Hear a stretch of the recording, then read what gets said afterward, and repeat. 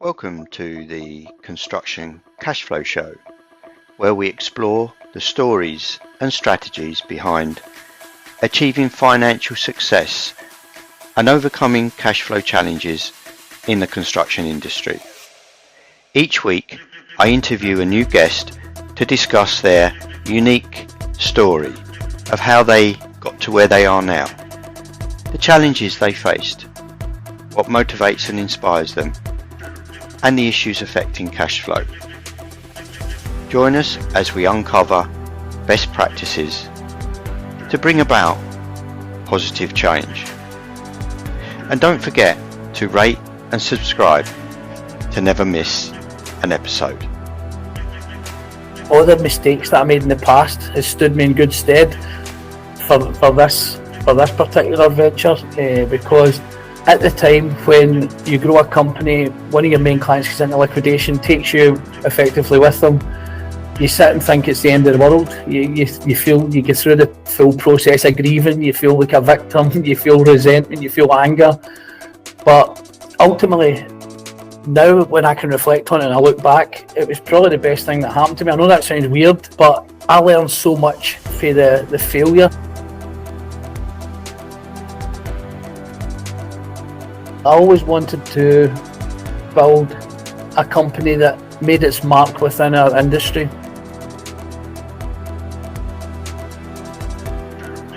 Any company will understand the trials and tribulations they manage in your cash flow, especially in the construction industry.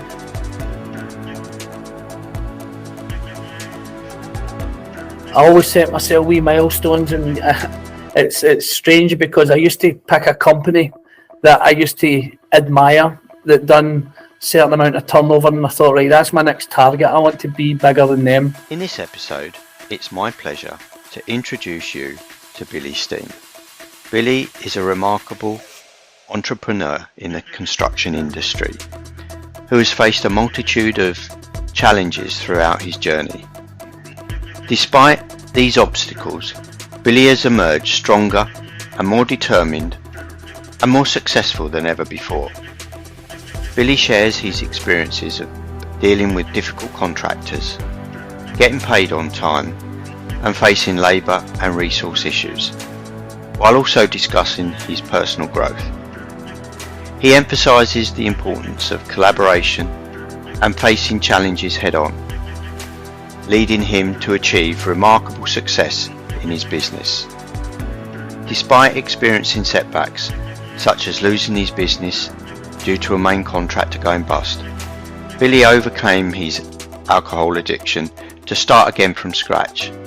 In just 5 years, he grew his business from 0 to 9 million, a remarkable achievement that demonstrates his dedication and resilience. Billy's story is one of perseverance, determination, and personal growth, inspiring us all to overcome adversity and achieve success.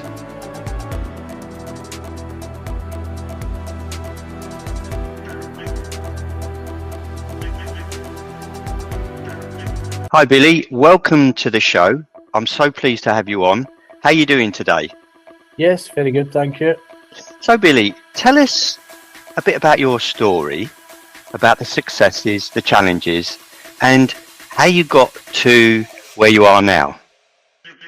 Started off as an apprentice electrician, served my time with a company that's no longer with us, EJ Steel, who were sold to Sir Alfred McAlpine, then to Carillion.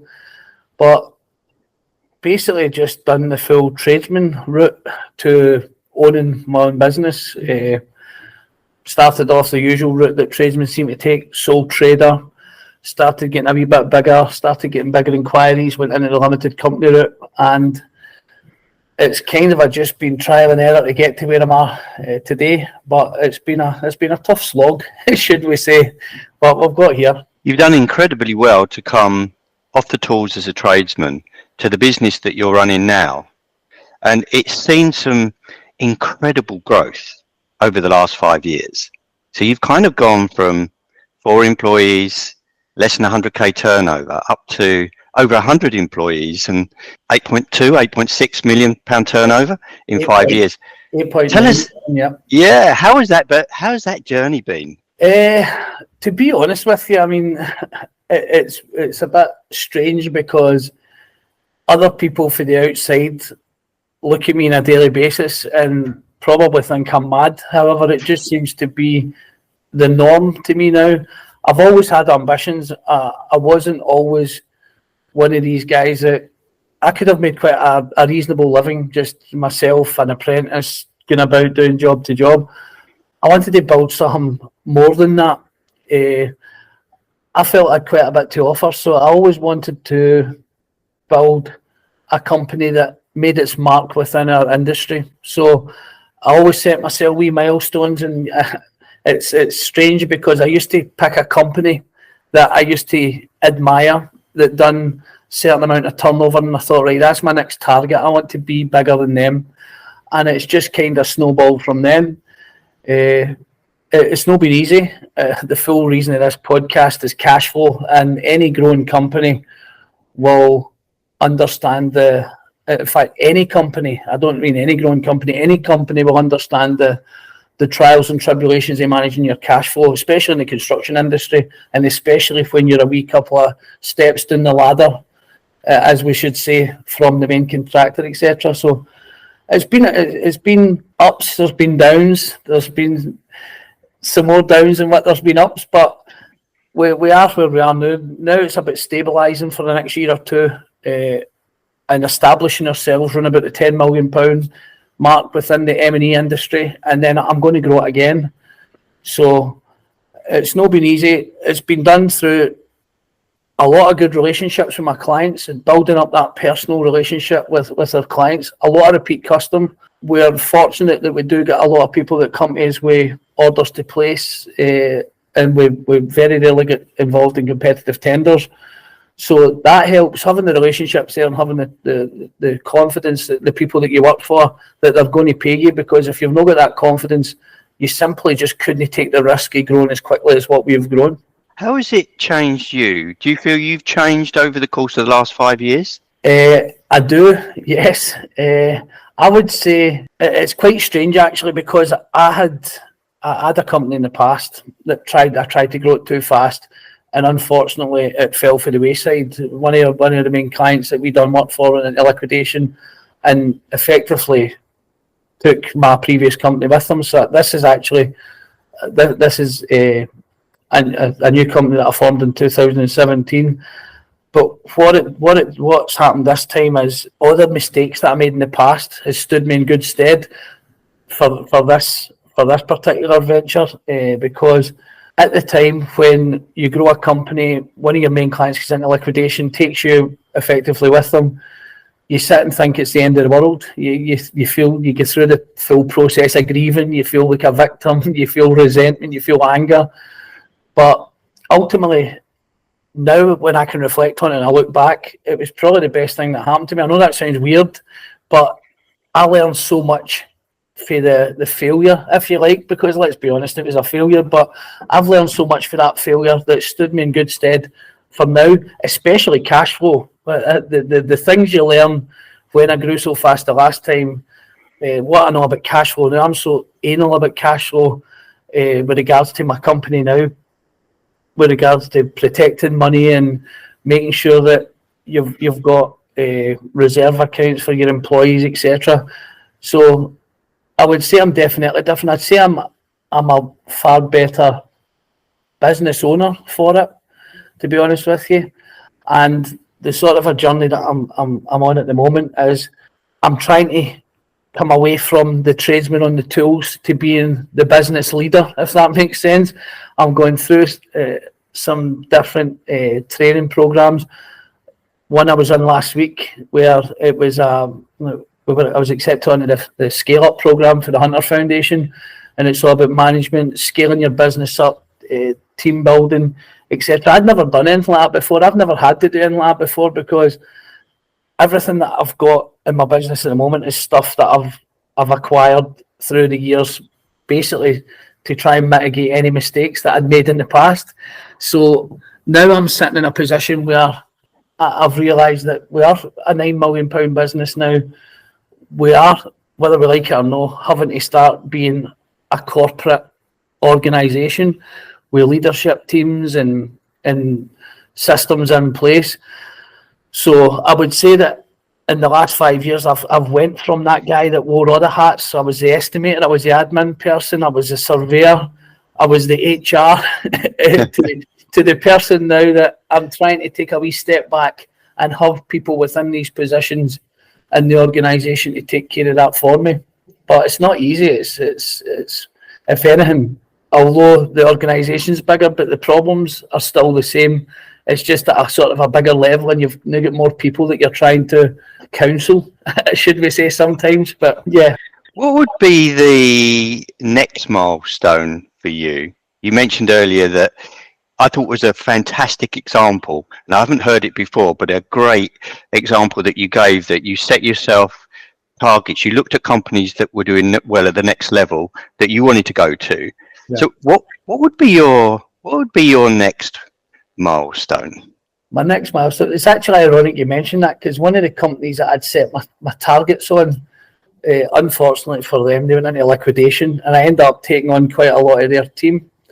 Now that posed its own problems, because when you take on effectively a company and try and amalgamate it into your own company, that brings different sorts of politics and different sorts of headaches, because not everybody's aligned with your vision and your philosophy and your ethos, etc. So that was been quite a bit of a learning curve. But with regards to the next sort of milestones, again, I've not made any secret about it, but I want to try and establish yourselves as not just one of the leading M&E companies in Scotland, but UK wide. So I think the next move for me is probably going to be, after we can get the foundation set, get the team right, and get the systems and the processes absolutely buttoned down, so the blueprint's right, I think moving into England is going to be the next step for us. So you talked about you wanted, in the early days, you wanted to make a mark, and one of the reasons you went into business. What would you like to change about the construction industry? How long have we got? To be honest, I think that the culture, to be fair, is changing, but I think there's still a very much a main contractor, subcontractor culture with regards to they're not equal. The main contractor is still very much the big boy, and the subcontractor should fall into line, and that's not right, because each of them need each other equally in an equal amount, in my opinion. The main contractor needs a specialist contractor to deliver their project for them, and the specialist contractor needs the main contractor to give them work and to give them a work stream. As I say, it's getting better. Maybe a generational thing that's now moving into the next generation, but collaboration could be a lot better between the main contractor and the subcontractor, and that filters right down through the supply chain. From my perspective, I've been a subcontractor most of all of my life, effectively, and we're now at a size now where we've got supply chain, we've got subcontractors. Sometimes our subcontractors are one-man bands, etc. But the full cash flow thing, it's a it trickles down the line, unfortunately. So whether people like it or not, that it's not a paid when paid culture. But if the main contractor is not paying their supply chain, that does have a knock-on effect all the way down the line, and that's just a fact. And that's something that I think needs to improve, because the subcontractor gets you in a sort of a catch-22. They certify amounts of money that they think is just, but they always keep a bit back. I gave an example on my LinkedIn the other week with regards to us applying, a contractor applying for a sum, if we take an example, £350,000, and the main contractor certifies £200,000 and thinks, you know what, that's a great sum of money for you, you just can get on with that and keep on going. What they don't appreciate is that's effectively always got them in a deficit on their job. And if they're in a deficit, there will come a point, unless they're using operational cash flow to finance that job, there will come a point when that will affect that subcontractor paying their supply chain. And what will happen then is the main contractor holds money back. That subcontractor can't pay their wholesalers or pay their subcontractors in time, which will then affect the ability to deliver that job. And then the main contractor starts battering the subcontractor over the head, saying you're holding the job up. So it's actually a really, you're caught between a rock and a hard place as the subcontractor, because we're right in the middle of that sandwich, if you like. Do you think there's anything that could be done to improve that, maybe from a systems perspective? Or you mentioned earlier about collaboration. Yeah, I mean, we're starting to put things in place now with regards to the collaboration. Now, I approached one of our biggest clients, actually, and they're very receptive to it. So I think what needs to happen is when applications are made, I think the surveyors need to go out and meet the client. I think there's no point doing applications for your desk and then expecting anything else other than a payment certificate come in for lesser value. Meet the client, go and walk the site with the client, agree there and then how much you're going to apply for and how much he's going to certify. That then allows the business to then manage their cash flow, because they know what they're going to be paid. They're not waiting on any surprises for pay less notices. Even reporting as well with regards to your contract guys' progress reports. We have cameras in the top of hats, and their contract managers walk the site on a weekly basis with effectively a camera on top of their hat. So if there is an instance when the surveyor for the client says, no, that wasn't done in that particular date, well, you can actually now refer back to a video walk round to say that it was done in 360 view videos. But this is all stuff that I'm trying to put in place purely because in the past I've had issues getting paid what I think were due to be paid. I think you're exactly right. I remember when I started out as a surveyor, we didn't have laptops or computers or even mobile phones. That shows you how old I'm getting. But you used to sit face to face with your opposite QS, whether it was a contractor or client's QS, and we used to sit down and go through, and you'd be face to face. Yeah.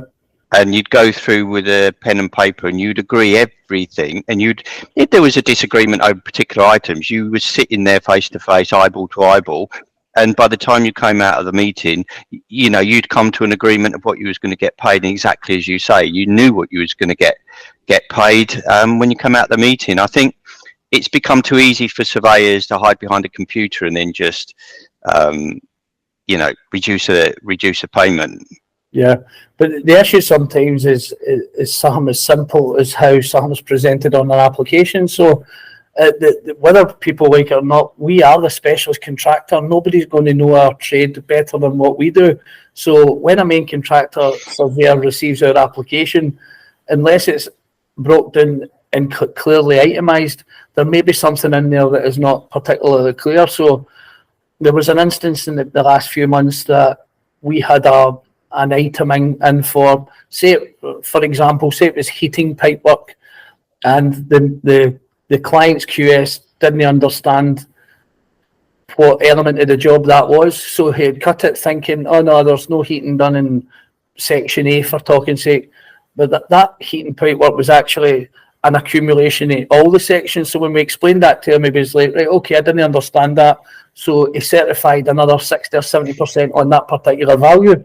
So you're right what you're saying. If the two surveyors was on the job together and they questioned that item, that explanation could have been given at that particular time, and there would have been no need for any disputes or any arguments because they were quite clear on the clarity of that particular item. So that's why it's so important to meet up, get personal relationships built up.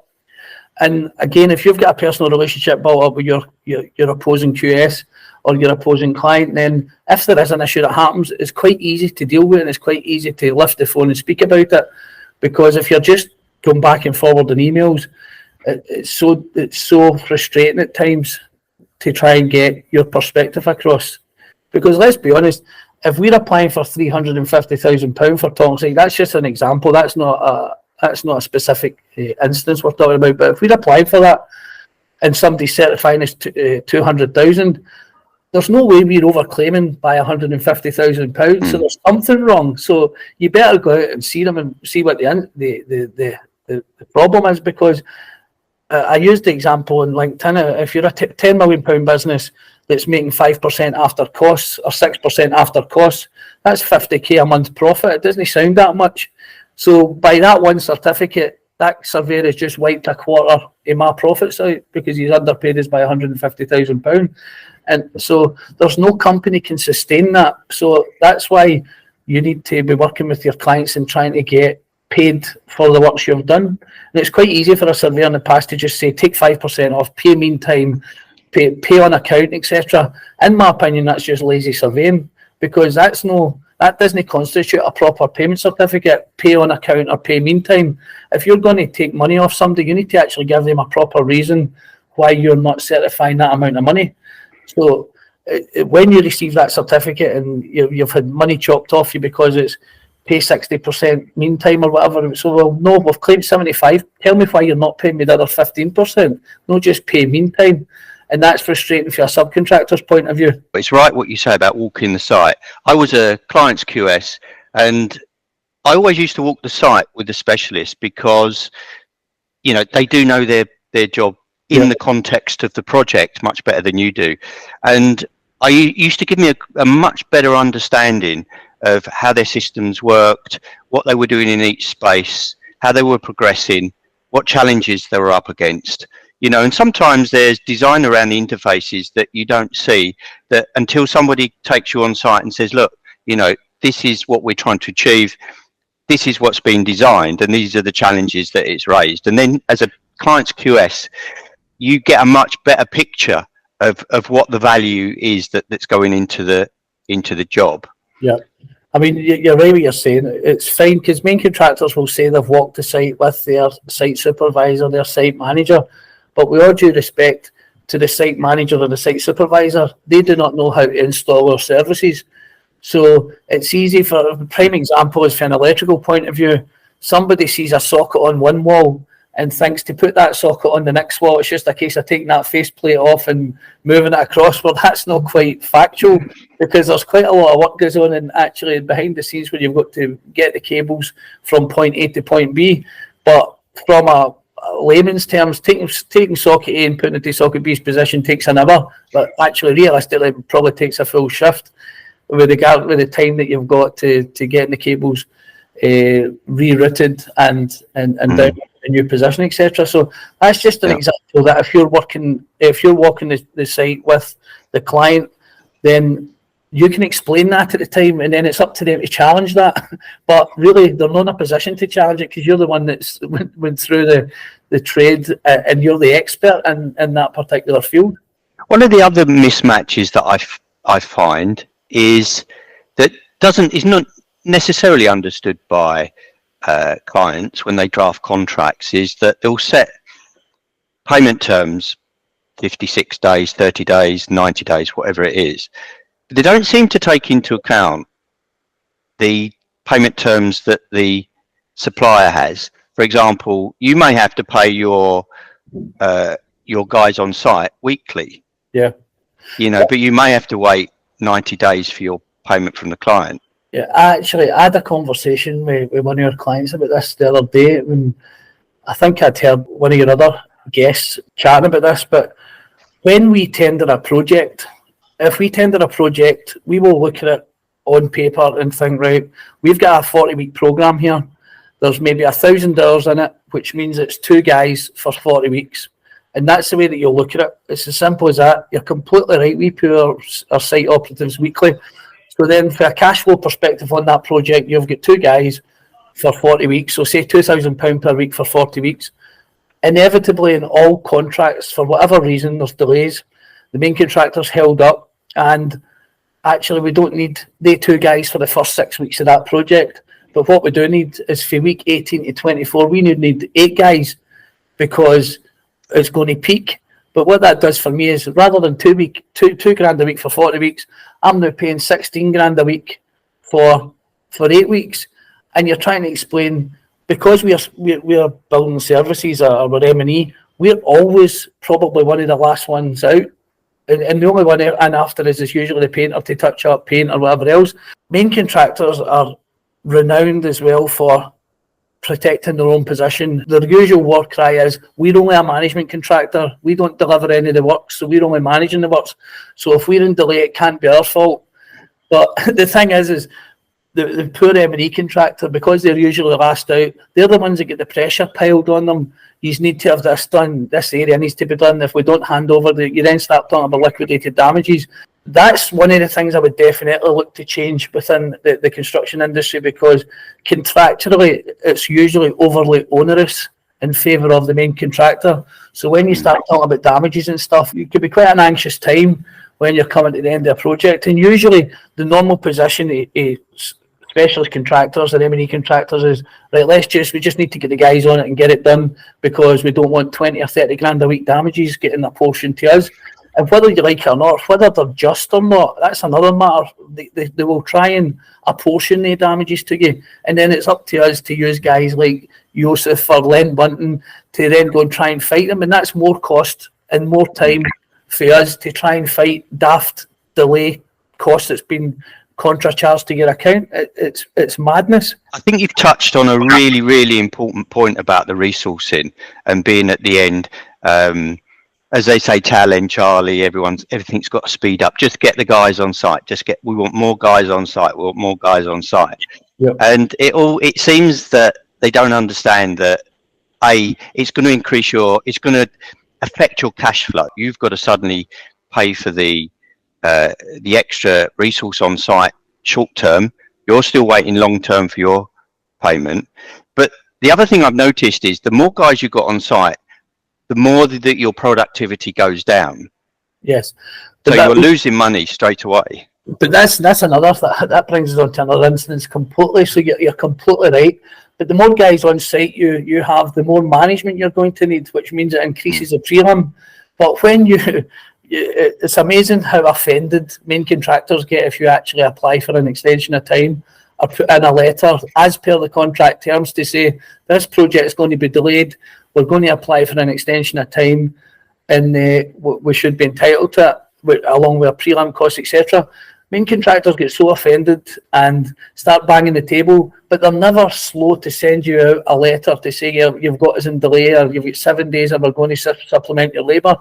But the issue you've got as well, especially from a trade perspective, and I'm pretty sure there's plenty of people that will sympathise with this, but over the last 18 months, it's not as simple as just going out and getting an extra 8 bodies to put on your site, because they just simply aren't out there. There is so much work out there that the sort of the power changed from the company to the employee.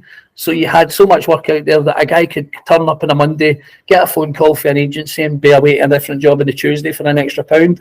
So again, it just doesn't do anything with regards to being efficient or being actually beneficial for the project. When something's going to be delayed, again, there should probably be more collaboration with the main contractor and the supply chain to say, right, okay, we're delayed, we are where we are, it's fine, these things happen. But rather than you, main contractor, battering me over the head to say I need an extra 10 bodies on the job, it's not realistic and it's not going to happen. So how do we mitigate this, and how do we deliver this project to the end? And if that means moving the date, that's fine, but they'll obviously come back and say their client's not going to allow them to move the date, etc. But the construction industry in the last 18 months has changed with regards to labour cost increases, material cost increases, serious lack of talent and labour within the industry. Obviously, Brexit had a part to play in that. They lost quite a lot of people within the labour pool back to Eastern Europe, etc. But it really has been a trying time with regards to delivering projects in the last 18 months. And the things that you're mentioning really does put strain on a subcontractor or a specialist contractor, whatever you want to call them. And there could be a wee bit more sympathy from the main contracting industry with regards to that. Do you think there's any scope for sharing the responsibility for the labour force, even if you're bringing the skilled labour, so they're mechanical engineers, plumbers, electricians, if there was a scope for that main contractor work? You mentioned collaborative. If they were more collaborative over, yes, come on, we're all in it together, we need the same outcome, we can support, if we can support, understand where you are with the labour, those challenges before the project, and maybe understand what actually it means when, you know, you start a project with estimated resource of X amount of gangs, say 5 gangs on a project, and then all of a sudden, what does that mean if we get to a point in the project where we need to double those gangs? The projects that we do, they don't vary. It's a different shape of a building, but relatively they're pretty, I don't want to say straightforward because it never quite works out like that, but it's not, everybody usually around the table when you're sitting at client meetings, etc., have all been there before, they've got plenty of experience, so there's no surprises. Everybody knows that if a project's delayed at that particular time, this is probably what's going to happen. That there is the point that everybody should be saying, right, look, this is, we can see this trend is going to happen, we can see there's going to be delay here, there's something's came underground that we weren't expecting, so it's going to halt that section of the project. They should be sitting there and saying, right, what effect is that going to have on the rest of the project and the rest of the programme? Let's come together and collaboratively pull a programme to completion, because usually what happens is the project's delayed, main contractor will then say, you need extra guys. We'll say, where's your latest construction programme? You'll never get the latest construction programme because they won't issue you one. What they'll try and do is they'll try and drip feed you with critical dates. But again, when you try to go back to main contractor and say, right, well, okay, that's a change of circumstance because we didn't tender the job with that in mind. We tendered the job with, we've got a start date, we've got an end date, that's the scope of works, and we expect continuity all the way through it. When you get a delay and you're now telling us critical dates, that there was no way we could ever have been able to tender the project like that. So there's a cost element to that, and it's usually suffered by the specialist contractor, because again, when you're trying to go up the line, the main contractor will look at it in black and white and say, well, actually, there's 10 sockets to go in, you're still only fitting 10 sockets, so tell me where the change is. Well, the change is I'm moving a squad from the ground floor in room 1 to the first floor in room 21, which takes time, and it's not just quite as continuous as what you would like it to be or what you would expect it to be. I mean, these things happen. I mean, there's unexpected things, especially again when we go back through the last 18 months with material shortages, etc. We will tender for a job. We'll get a start date. And we'll get a completion date. You'll then have a procurement schedule where you think, right, I need to order that particular item on that date so that it gives me a delivery date 10 weeks later. But the industry in the last 18 months is, we were waiting in switchgear stuff for 14 months at one point for a part. We were waiting in a particular part from a well-known manufacturer for 14 months to complete one of your projects. And that you just can't compensate for that. You cannot plan for that. But again, when you go to a main contractor and they say, well, why was it not ordered on X date? And you're like, right, well, if I ordered it on X date, I would have to have took delivery on Y date, which means that you would have to have paid me, unless you're willing to do a vesting agreement, that you're not willing to pay me. So then I'm having to pay that out my cash flow and then sit with it in my stores for the next 6 months. That simply cannot happen. How do you see the market going over the next 18 months? Is it getting better, or are you seeing more of the same? I thought there was going to be a wee bit a slowing down of project awards, etc. I kind of have seen that. However, we're actively still winning work, etc. But I do see a change. As I said earlier, I see a change in the culture purely because I think that subcontractors are now getting a wee bit more clever and cuter when it comes to their contractual responsibilities. There's also some brilliant advice out there from people like Joseph, like Len Bunton, etc., that advise people, wait a minute, you don't have to do this. You've actually got rights, and you don't have to be bullied by a main contractor, because I think in the past that was very much the mentality. It was, we'll bang the table, we hold your money, you will do this or you won't get paid. Whereas I think everybody right down through the supply chain is now getting a lot more aware of their rights within the contractual terms and conditions. Plus, I think the industry as well there's a shift with it regards to, and I know that this is not the way as a surveyor you'll probably cringe here, but it's very much a case of, if you're going to treat me like that, I'm just not going to do your work for you. It's as simple as that. And people then need to make a decision and think, right, okay, is this contractor a good contractor? Do they deliver a good product and a good job? And if they do, maybe we need to just treat them a bit better. Because I notice it from my point of view. I mean, the beginning of this year, I've had most of our supply chain and having a chat with them, because, again, I hold my hands up with regards to payments could have been a bit quicker, etc., etc. But growing at the rate that we were growing at, it was a plate spinning exercise quite a lot of the time. So I think that the key for that is communication and trying to speak to the supply chain, and 9 times out of 10 people will understand. People just want to know when they're going to get paid. All right, if they're not going to get paid on the 30th of the month, if I'm going to get paid on the 7th of the month, that's fine, just as long as you stick to that. And that's kind of the conversations I've been having at the beginning of this year with people, because growing so fast, growing rapidly, sometimes we maybe lost sight of that a wee bit. But the supply chain, without the supply chain, no company will be able to function. And that goes right down to the one-man band that needs his wholesaler as his supply chain, right through to main contractors. And as I say, main contractors now, I think, are starting to understand that there's now been a shift in the knowledge, should we say, of the supply chain. So now maybe they need to start treating them a wee bit better. Plus, as I say, I think there is definitely a shift in the culture with regards to the next generation coming through. And I don't mean to say that's anything against the more experienced people, but I think definitely 20 years ago, it was very much I've just got to put a red pen through that, and they'll just accept it and it'll catch up with itself. That used to rile me. See the full, don't worry about it, will catch up with itself eventually nonsense. No, just pay me what I'm due just now. I'm not worried about when it catches up with itself, but if I'm just paid what I'm entitled to at the moment, everybody will be happy. I always look at the analogy of cash flow is like blood flowing around your body.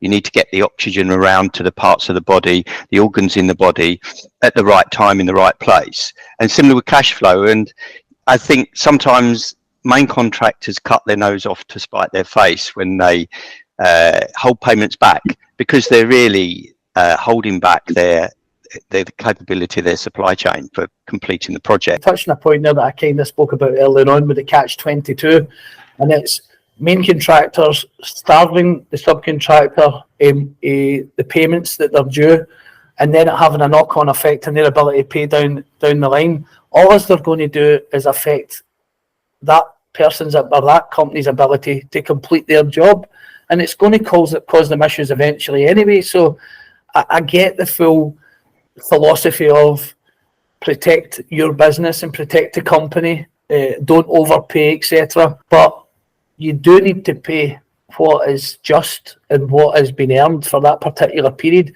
Don't forget as well that when you're working for one of these main contractors, and you're right, if it's 56-day payment terms, by the time you're due paid, usually the contractor has carried out another full month's worth of work. So the chances of overpaying is very minimal anyway, unless it's your last payment and you're at the end of the job. So the full mentality of, oh, he's not done that amount of work up to the end of March, so I'm not going to pay him. Does it really matter if you pay an extra $5,000? Because the chances are they've got another £100,000 payment or £100,000 worth of work that they've done within the next period before their application is due anyway. So again, don't get me wrong, if you met the other side and you met the clients and had a walk round, that's a conversation you can have with them. And if you can build up that relationship where you can turn around and say, right, look, listen, I've got X amount of pounds in my cash flow this month, that's what I'm expecting. Can you certify that? Even if they were to turn around and say, well, we don't think you're due that, however, we may put some progress from this particular month into that to help you out. That's when you start building up that relationship. And that's when you start building up a relationship that maybe the subcontractor would go an extra mile for that main contractor. Because if there's been a willingness to work together, then you would go above and beyond to do certain items that you not ordinarily might not do in different instances. Have you seen any particular areas in your business that has driven the incredible growth that you've seen in your business? To be honest with you, I think the relationship that we've had with clients has definitely helped because, if we're brutally honest, we turned over £3.2 million last year. We then secured works up to, actually secured works up to 12 million for year 22-23. However, we only delivered £8.9 million within the 12-month period. If companies were doing their due diligence, we shouldn't have been getting projects at £2 million when you've only turned over £3.2 million. But because you've built that relationship and that trust up with people to convince them that you can deliver the project, that certainly goes a long way helping. And don't get me wrong, we've had some great assistance. This isn't about slagging main contractors. We've got main contractors that actually have helped us incredibly. We're delivering a larger project at the moment where the main contractor has helped us purchase the plant and stuff, because at our size we wouldn't have got the credit limits to do that. So I really have to give credit when it's due that we do work with some fantastic contractors that do help in those instances, and hopefully that will flourish and let us nurture the relationship to move on to continuous work with them. I'm glad you said that, actually, because it's quite easy to demonise main contractors, for example, or even main contractors to demonise subcontractors. But the idea is we want to collaborate and work together, and there are good contractors, main contractors out there that are seeing these issues, and like you say, a great example of supporting with the plant, you know, and I've seen that.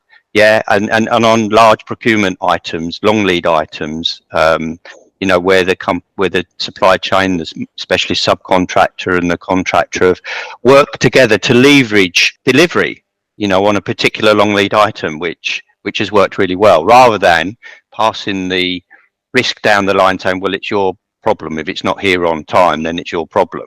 Yeah, I think everybody understands in that instance, though, that's a prime example that if that item doesn't come, then it's not just going to hurt the subcontractor, it's going to hurt the main contractor and their ability to finish the project in the time frames that they're looking. So I think in the instances that the collaboration is definitely required, but it does take communication. So it certainly took me to have a meeting with the management of the main contractor and saying, look, hands up here, we're a growing contractor, we might need your support, we can definitely deliver this job operationally for you and we can deliver the quality you're looking for. However, I might need some assistance on points A, B and C, and they were willing to help with that, and from my perspective that was a no-brainer for me, and it's now got me a £2.2 million job in my portfolio that will stand us in good stead for the next £2.2 million job, and now we'll hopefully be in a better position because we're 12 months down the line, our turnover is a lot larger, our credit limits have now increased because we've been able to demonstrate better accounts, etc. So it certainly we couldn't have got to where we've got to without definitely working with some decent people and some decent contractors. You're a great example of the approach to collaboration, Billy. And, you know, I wish you all the best in the business. And you've done it remarkably well. It's a great example of how you've managed to negotiate the scaling of your business under the circumstances of Brexit, COVID, you know, all of these things. And you've managed to do that. And I think it's an amazing example. I wish you really, really well in the future in terms of making your mark on the industry, and I'm sure you really will. Yeah, no, I appreciate that. As I say, it's I still get up, I still wake up early in the morning and look forward to coming in, and I'm really driven to succeed. And again, maybe some of that's bred through some failure in the past, but it's maybe bred through proving some people wrong, etc. But it's mainly bred through giving my children a life that I could only dream about. So no, I definitely I've got a focus, I've got an ambition, and I've definitely got a plan for where I want to take this. But it's not done overnight. People think that we can be spoken in the same breath as some established M&E companies that's of a larger size, but we've never had a millionaire behind us funding us. I've never had a capital venture firm behind me funding me. Everything I've done is from scratch. I actually borrowed my friend's car to go and do my first job. So, I mean, we've came through nothing, and we're slowly but surely getting there. We're nowhere near there yet, but as I say, we're on the right track. Oh, Billy, let me ask you. So I'm sure the listeners will be intrigued to just find out a little bit more about you. How do you start your day? Usually I train in the morning, so get up about 5:45 and training for about 6. Some cardio and then some weight training. When are you most productive?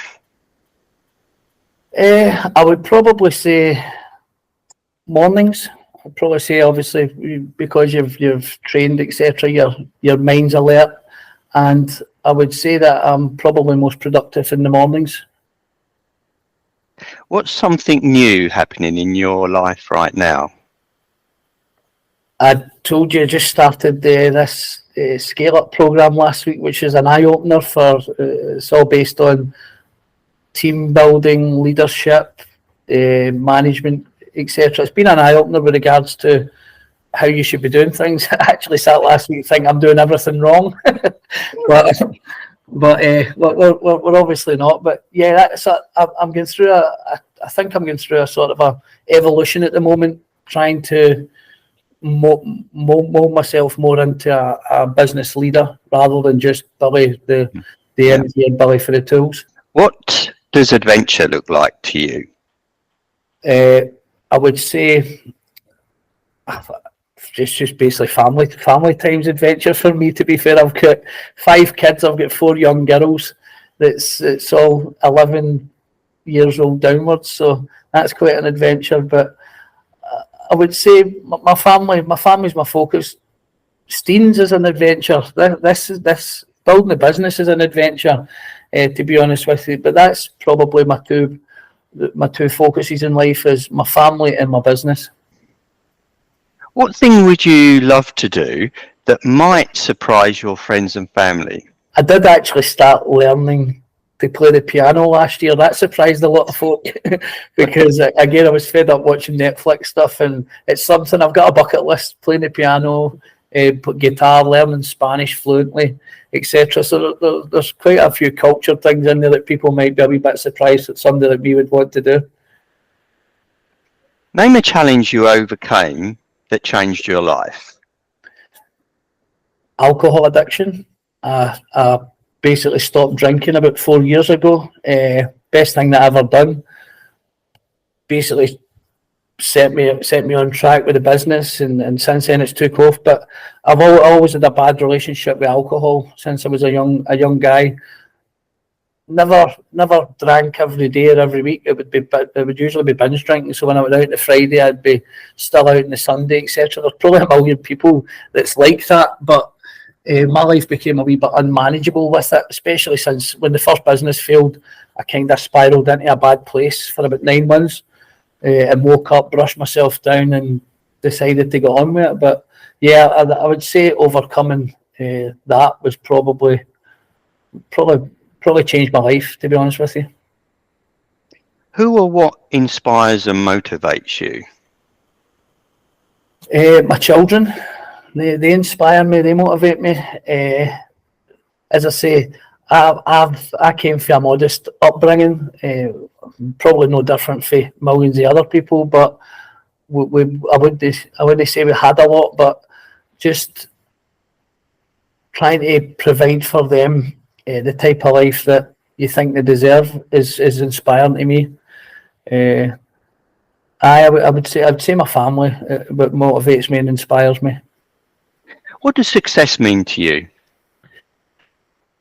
Success to me is, again, it's going to sound really cheesy and corny and you'll get fed up listening to it, but success to me is providing a proper upbringing for my children, giving them a nice life, a nice environment to be brought up in, and try and give them the best start in life. I mean, my son, he's going to be a doctor. He qualifies in August to be a doctor, so I'm super proud of that. But again, that just shows we must be doing something right. But that would be what success looks to me. That, and obviously one day selling the business for millions of pounds. But as I say, the motivation behind that is definitely to provide a good foundation for my children. The last question, Billy. What advice would you give your young self? My younger years was a bit wild. The stories I could tell you would be another podcast, but I don't know if I would change much, because I think that everything that you do in your life and every path that you take and every challenge you face shapes you for the person that you become.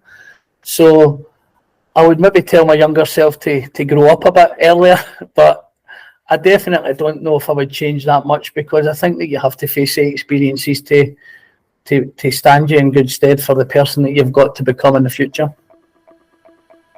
Billy, you're an absolute inspiration, and it's been such a pleasure having you on the podcast.